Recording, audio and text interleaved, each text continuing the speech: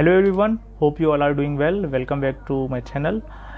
And आज की class में हम लोग ये डिस्कस करेंगे, बेसिकली सब्जेक्टिव नहीं है, लेकिन मैं आप लोगों को ये बताऊंगा कि एमसीक्यू क्वेश्चंस को सही तरीके से अटेम्प्ट कैसे किया जाए। हमारी जो स्टडीज़ होती हैं एकेडमिक्स की, जितनी भी पढ़ाई होती है शुरू से लेकर के लास्ट तक, आई मीन कि मास्टर्स लेवल तक की, वो सारी की सारी जो रहती है that is all subjective, right. Classes हमारी सब्जेक्टिव में चली, बट एग्ज़ाम्स जितने भी परफॉर्म होते हैं, मेजरली कम्पिटिटिव एग्ज़ाम्स, सारे के सारे होते हैं एमसीक्यू या ऑब्जेक्टिव पैटर्न पर बेस्ड। तो बच्चे के दिमाग में ये बड़ा ही डिलेमा वाली सिचुएशन रहती है कि बड़ा सारा सब्जेक्टिव में था एंड क्वेश्चंस अटेम्प्ट आपके जो हो रहे हैं वो ऑब्जेक्टिव में हो रहे हैं। ऑब्जेक्टिव क्वेश्चंस करने के कई सारे फ़ायदे हैं। मतलब देखिए, every coin has two faces.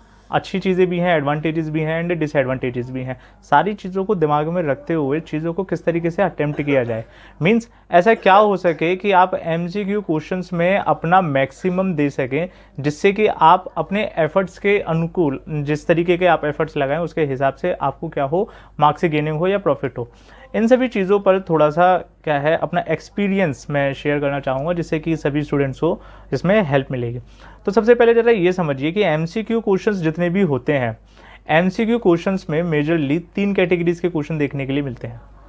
3 तरीके के क्वेश्चंस, जिनमें कि एक होती है आपके सिंपल कैटेगरी के, एक होते हैं मिडिल कैटेगरी के, और एक होते हैं एडवांस लेवल के क्वेश्चंस, राइट।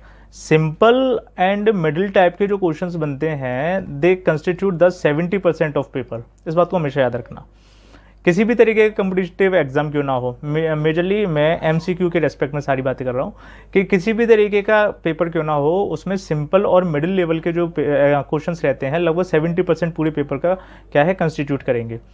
एडवांस लेवल में जो रहता है, एडवांस लेवल में मात्र 30 या 25 से 30% तक का कंट्रीब्यूशन रहता है। अगर आपने ये सिंपल और मिडिल लेवल तक की चीज़ें ही कर ली, तो आपको ओवरऑल का 70% पेपर अटेम्प्ट, मतलब आपने ओवरऑल इतना अटेम्प्ट कर लिया 70% का। एडवांस लेवल की जो चीज़ें रहती हैं, एडवांस लेवल की चीज़ें हमेशा रैंक निकलवाती हैं, इस बात को याद रखना। सिंपल और मिडिल करके आप एक डेडलाइन को क्रॉस कर जाएंगे कि हाँ जी आपने कट ऑफ क्लियर किया, या हाँ जी आप क्या हो गए, एक ऑन एन एवरेज कैटेगरी में आ गए, है ना। 70% 60% का माना जाता है कि हाँ जी उसके ऊपर में क्या है, सारे के सारे ऑन एन एवरेज में है। रेस्ट 30% जो रहता है, ये आपकी रैंक निकलवा सकता है। 30% डायरेक्टली टारगेट करने से पहले आपको 70% टारगेट करना चाहिए, सबसे पहली चीज़। दूसरी चीज़ क्या रहती है इसमें, कि सारे के सारे क्वेश्चंस कैसे रहते हैं, इंटरमिक्स रहते हैं। कहीं पर भी ये लिखा नहीं रहेगा कि ये एडवांस लेवल का क्वेश्चन है, या ये सिंपल है, या ये क्या है, ये मिडिल तौर पर है। ऐसा नहीं होता है। सभी क्वेश्चंस अलग अलग तरीके से लेकिन इंटरमिक्स फॉर्म में रहते हैं। ये आप डिसाइड करेंगे कि इन चीज़ों को किस तरीके से अटेम्प्ट किया जाए। ये पहली चीज़ थी। दूसरी चीज़ समझिए एमसीक्यू क्वेश्चंस की, ये होती है कि सबसे पहले क्वेश्चन पेपर से पूरे से गो थ्रू होना ज़रूरी है। जैसे इस तरीके से अभी चल रही हैं चीज़ें, यूनिवर्सिटी ग्रांट कमीशन ने बताया है कि नई एजुकेशन पॉलिसी के अनुसार के फर्स्ट ईयर वालों के सभी बच्चों के क्या होने हैं, एमसीक्यू पेपर होने हैं। तो एक पर्टिकुलर टाइम दिया एंड आपको कुछ क्वेश्चंस दिए, जैसे जस्ट इमेजिन था कि आपको 100 क्वेश्चंस दिए करने के लिए, and out of that 100 questions only 50 questions has to be attempted. आपको 100 में से सिर्फ 50 क्वेश्चंस ही अटेम्प्ट करने हैं, एंड अगर आप 50 से ऊपर करते हैं तो फर्स्ट 50 ही काउंट किए जाएंगे आपके मार्क्स देते टाइम पर। तो अब ये 50 क्वेश्चंस को आउट ऑफ 100 किस तरीके से स्क्रीनिंग की जाए, किस तरीके से छाटा जाए, तो हमेशा याद रखना है इसमें कि आप जो शुरुआत करो, सबसे पहले पूरे पेपर में जितने भी क्वेश्चंस हैं सभी क्वेश्चंस से गो थ्रू हो जाओ, है ना। ये बहुत ज़्यादा ज़रूरी है। अगर आपने यही नहीं देखा है कि आपके क्वेश्चन पेपर में क्वेश्चंस किस तरीके से हैं, तो आप किस तरीके से अटेम्प्ट करेंगे चीज़ों को। टाइम मैनेजमेंट बहुत ज़्यादा ज़रूरी है। टाइम मैनेजमेंट को ध्यान में रखते हुए सभी क्वेश्चन से, और जब आपने एक बार में ये समझ लिया कि हाँ जी out of these questions, these are different type of questions आते हैं आप लोगों को, एंड कैलकुलेटेड करने के बाद में उतना बैठा, राइट, ज़रा समझना, तो आपको पता चल गया कि हाँ जी आपको पेपर में कितना आता है और कितना नहीं आता है ना, पहली चीज़। दूसरी चीज़ ये होती है कि जब आप ओएमआर फिलिंग करते हैं, जब आप क्या करेंगे, ओएमआर की फिलिंग करेंगे, तो ओएमआर फिलिंग में ऐसा नहीं है कि आपने इधर से डायरेक्टली क्वेश्चन देखा, जैसे क्वेश्चन नंबर 5 देखा कि हाँ जी इसका ऑप्शन नंबर डी हो गया, तो आपने ओएमआर में लिया and option number D fill कर दिया, है ना। ये चीज़ मत करना, it is completely time consuming, right. ये जो चीज़ें होती हैं ये चीज़ें टाइम खा जाती हैं। आपको फर्स्ट ऑफ ऑल क्या करना है कि सबसे पहले में पूरे पेपर से गो थ्रू होना है, एंड जैसा ही देखकर आपको क्लिक करे कि हाँ जी इसका आंसर ये हो सकता है, तो आपको 5th का डी पहले क्वेश्चन पेपर पे क्लिक कर देना है। एंड आफ्टरवर्ड्स जब आपके पास में इकट्ठे ऐसे 10 20 50 क्वेश्चन हो जाएंगे तो जल्दी जल्दी उनको OMR में, क्योंकि OMR में नंबर इस तरीके से रहेगा 1 2 3 4 एंड ऑप्शन से ABCD, यही चारों में है ना। और जैसे कि जब आपने देख लिया पेपर में कि हाँ जी फर्स्ट का आपने सी किया है, सी क्लिक किया, सेकंड का आपने ए किया, थर्ड का आपने ए किया, एंड देन सो ऑन, तो आपको तब सर्किल फिल करने में बहुत ज़्यादा समय नहीं लगेगा। ठीक है, सर्किल फिलिंग में बहुत ज़्यादा समय नहीं लगता है, समय लगता है चीज़ों को सोचने में, समय लगता है क्वेश्चन को एनालाइज करने में, समय लगता है चीज़ों को रिवाइज करने में, दिमाग में रिमाइंड करने में कि हाँ जी इस चीज़ का क्या हो सकता है। गॉट इट, ये बहुत बड़ी इंपॉर्टेंट चीज़ है। फर्दर मोर इसके बाद में थोड़ा सा समझिए कि जब आपने ये सारी की सारी चीज़ें कर ली एंड क्वेश्चन जो टाइम रहेगा आपके पास में, जस्ट इमेजिन कि आपके पास में 2 घंटे का समय है, तो 2 घंटे को आपको टाइम मैनेजमेंट किस तरीके से करना है, मैं अपना एक्सपीरियंस आपके साथ में शेयर कर रहा हूँ, बाकी सबका अपना अपना तरीका होता है। जैसे अगर 2 घंटे का टाइम, अभी इसमें सबसे इंपॉर्टेंट चीज़ समझिए जो मैं आप लोगों को बताता हूँ, that is about the time management, कि आप अपने टाइम को किस तरीके से मैनेज करें। ठीक है ना, जैसे एक छोटी सी सिचुएशन इमेजिन करते हैं, मान लेते हैं कि आपको 2 घंटे का समय मिला। आपको क्या हुआ, आपको 2 घंटे का समय मिला क्वेश्चन पेपर करने के लिए। अगर जैसे मान के चलता हूँ, मैं अपना एक्सपीरियंस शेयर करूँ कि if I have 2 hours to attempt any exam, तो मैं उसमें टाइम को किस तरीके से डिवाइड करूँगा। मैं टाइम को उसमें डिवाइड करूँगा कि 45 30 एंड 30। ठीक है ना, इसके बाद भी मेरे पास में 15 मिनट बचते हैं, ये सेफ साइड रहने के लिए रहता है।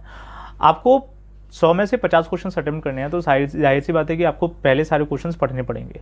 ये 45 मिनट में आप वो क्वेश्चंस करेंगे जिनको कि आप देख करके डायरेक्टली क्लिक कर सकते हैं कि हाँ जी, मतलब आपको पेन भी उठाने की जरूरत नहीं पड़ी, आपको 10 सेकंड क्वेश्चन में पढ़ने के बाद में रुकने की भी जरूरत नहीं पड़ी कि हाँ जी इसका ऑप्शन ये हो सकता है। आपको कुछ मेंटल कैलकुलेशन नहीं करनी है, देखा एंड क्लिक किया। ऐसे होते हैं सिंपल कैटेगरी के क्वेश्चंस, राइट।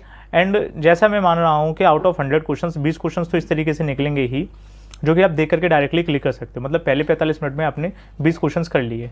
पहले 45 मिनट में ज़्यादा समय लगेगा क्योंकि आप सारे क्वेश्चंस को पहली बार पढ़ेंगे। दोबारा में जो 30 मिनट का राउंड होगा, वो 30 मिनट के राउंड में आप 45 मिनट करने के बाद में ये एनालाइज कर लेंगे कि किस किस क्वेश्चन में आपको कितना कितना समय लगना है ना। वो वहाँ पर आप मार्क कर लीजिए, जो आता है वो तो आता है, जो नहीं आता है और आपको देख करके लग रहा है कि हाँ जी अगर मैं थोड़ा सा सोचूं तो ये हो जाएगा, तो उसको क्या कर लो, उसको भी मार्क कर लो, कुछ लिख लो उस पर, है ना, कुछ भी लिख लो। जैसे मान लेते हैं कि अटेम्प्ट लेटर के लिए आपने L लिख दिया, डाउट है तो आपने उस पर D लिख दिया। ये सबकी अपनी अपनी चॉइस होती है।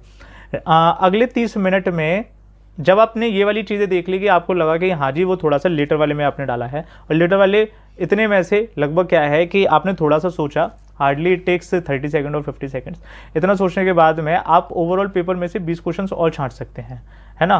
समझिए ज़रा, 1 घंटा 15 मिनट हुआ है and you have attempted 40 questions out of these 100, right. और बाकी का जो आपको मिला 10 क्वेश्चंस करने के लिए 30 मिनट मिले, मतलब पर क्वेश्चन आपको 3 मिनट का समय मिल रहा है। ये बहुत ज़्यादा हो गया, है ना, ये बहुत ही ज़्यादा हो गया। ये आप ये समझ लीजिए कि 3 मिनट एक क्वेश्चन सब्जेक्टिव पेपर में लगना चाहिए, है ना। सब्जेक्टिव में वो अलग बात है कि बहुत ज़्यादा ले जाते हैं और क्योंकि लिखना भी तो रहता है, बट मेंटल कैलकुलेशन में 3 मिनट बहुत ज़्यादा होता है किसी भी चीज़ के सोचने के लिए, किसी भी क्वेश्चन को रिवाइज करने के लिए। तो आपको 3 मिनट पर क्वेश्चन का समय लगेगा and you have completed. And इसके बाद में भी आपके पास में क्या रहेगा, आपके पास में 15 मिनट का समय और बचा है।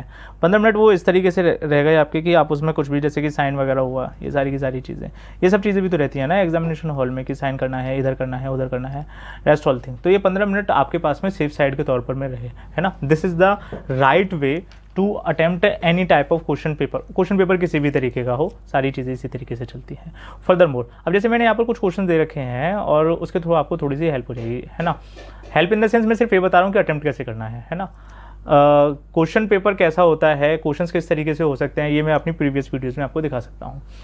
एक बड़ा ही सिंपल सा क्वेश्चन है, जैसे studies in the prophase sequence of prophase first. अगर आप लोगों ने पढ़ रखा है तो आप लोगों को मुश्किल से 10 सेकंड का भी समय नहीं लगेगा इस चीज़ को दोबारा रिवाइज करने में कि कौन कौन सी स्टेजेस होती हैं, है ना। Leptotene, zygotene, pachytene, diplotene, diakinesis, we have discussed it earlier. हमने इन सभी चीज़ों को क्या है पहले डिस्कस कर रखा है।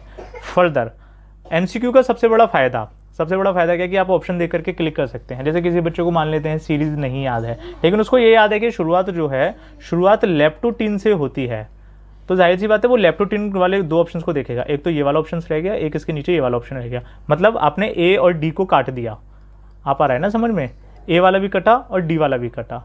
इसको कहते हैं नेगेटिव अप्रोच। नेगेटिव अप्रोच बहुत ज़्यादा ज़रूरी है किसी भी कंपटीशन या किसी भी तरीके के एमसीक्यू पेपर को करने के लिए। आपके पास में एक नेगेटिव अप्रोच होनी चाहिए। नेगेटिव अप्रोच क्या होता है कि ये तो है कि क्या होगा, लेकिन आपके दिमाग में ये चीज़ भी चले कि क्या नहीं हो सकता है। इसमें से जाहिर सी बात है बच्चे ने पढ़ा, बच्चे का कहेगा कि डिप्लोटिन वाली तो पहले कभी थी ही नहीं, ज़ाइगोटिन तो पहले कभी थी ही नहीं। नेगेटिव अप्रोच से दो ऑप्शंस तो एक ही बार में हट गए। पहले आपके जीतने के चांसेस 25% थे, अब आपके जीतने के चांसेस 50% हो गए। आपने दो ऑप्शंस को एलिमिनेट कर दिया ना। आउट ऑफ दीज टू आपको फिर टारगेट करना है कि हाँ जी सही कौन सा रहेगा। सीधा सीधा क्या है, देखा और हो गया, इस टाइप का क्वेश्चन है ना। It comes under the category of the, किस में आ गए, सिंपल वाले क्वेश्चंस की कैटेगरी में। ओके, इसी तरीके के और भी क्वेश्चंस हैं, मैं आप लोगों को थोड़ा सा दिखाता हूँ। देखिए किस तरीके से, जस्ट अ मिनट। जैसे कि ये क्वेश्चन रहा, राइट, कि plant material suited for studying of mitosis, है ना। माइटोसिस किस में बहुत बढ़िया तरीके से देखने को मिलता है। नेगेटिव अप्रोच लगाइए, और किसका आंसर नहीं हो सकता है, एंथर इसका आंसर नहीं, एक मिनट, एंथर नहीं हो सकता है, कॉर्क नहीं हो सकता है। शूट एपेक्स और रूट एपेक्स की बात आती है तो शूट एपेक्स वाली चीज़ें ज़्यादा बेहतर तरीके से माइटोसिस को शोन आउट करती हैं as compared to root apex. थोड़ा सा अगर बच्चों को याद हो तो ये वाली एक चीज़ यहाँ पर इस तरीके से चलती थी, मैंने इसीलिए इसका डायग्राम भी ले रखा है ना। ये 11th क्लास में था ये वाला डायग्राम कि रूट हेयर्स भी हैं, जोन ऑफ इलोंगेशन है, root cap meristematic activity, zone of maturation and all that. इसी तरीके का ये वाला क्वेश्चन है कि अमाइटोसिस क्या हो सकता है इसमें से। It is the division of involve formation of chromosome bridge. मतलब ये वही वाली बात है कि ये देखिए ना, क्या नहीं हो सकता है, ये नहीं हो सकता है। स्पिंडल फॉर्मेशन का मतलब ही नहीं बनता है अमाइटोसिस में, तो स्पिंडल वाली चीज़ें रहेंगी नहीं। Division in which chromosomes are unequally distributed, ये चीज़ नहीं हो सकती। Cleavage of nucleus without recognition of chromosome distribution, है ना, हो गया। डायरेक्टली देख करके आप आंसर को क्लिक कर सकते हैं। मोर ओवर ये वाला सिंपल की नहीं, ये वाला मिडिल कैटेगरी या थोड़ा सा एडवांस कैटेगरी वाली चीज़ में गई थी, है ना। इस चीज़ को भी थोड़ा सा याद रखना, आप एनालाइज कर सकें कि चीज़ें किस तरीके से चलती हैं। एमसीक्यू क्वेश्चन सारा का सारा पेपर इसी तरीके से होता है। सारा का सब कुछ आपने जो पढ़ रखा है, आपने ज़्यादा से ज़्यादा चीज़ें पढ़ी हो तब तो आप एमसीक्यू को बड़े आराम से अटेम्प्ट कर सकते हैं। रटने वाली चीज़ें नहीं होनी चाहिए, है ना। आंखों के सामने से चीज़ें एक बार गो थ्रू हो गई, then you are able to attempt all this type of questions.